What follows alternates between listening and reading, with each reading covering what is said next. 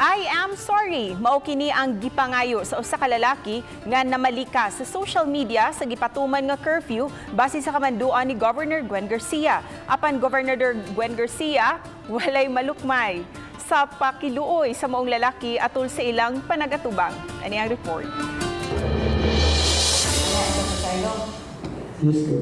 Naibaw ka sa imong nahimo? Yes, sir. Naibaw ka unsa ka grabe sa imong gihimo? Yes, sir. Usbon pa nimo? Dili na good. Sigurado ka? So, Di na gini mo usbon? it's good. Forever. Musaad ka? Sumpa. Sige, panumpa.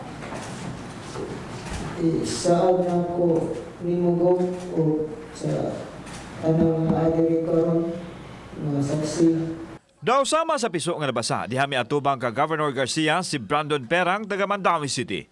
Kabahin kini siyang social media post nga namalika sa mga opisyal sa kagamhanan sama sa curfew.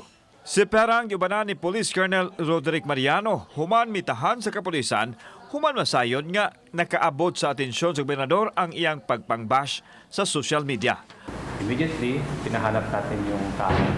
At luckily, the person of one person of name Jean Brandon Perang voluntary surrendered dun sa ating Mandawi City Police Station.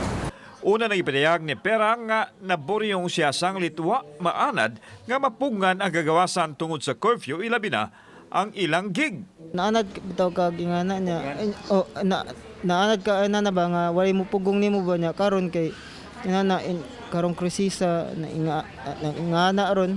Apan bisan sa public apology, ipadayon gihapon ang kaso batok kang Perang. Lakip sa gipangita karon sa gobernador ang mga may comment sa social media nga nang daot sa mga lakang nga gihimo karon sa gobyerno. Gani gipang print na nini ang mga hulagway. Adunay legal team ang nag-asikaso uban usab ang provincial prosecutor. Usa mo magpataka dihang post. Usa mo panghambog o pangburit nga inyong sulayan ang gobyerno. Huna-huna usag maayo.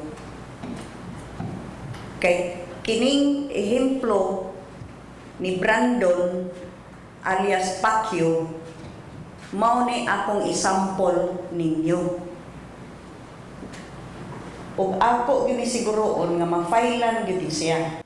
Kauban si Marlon Melgaso, ako si Alan Domingo. Balitang Bisdak.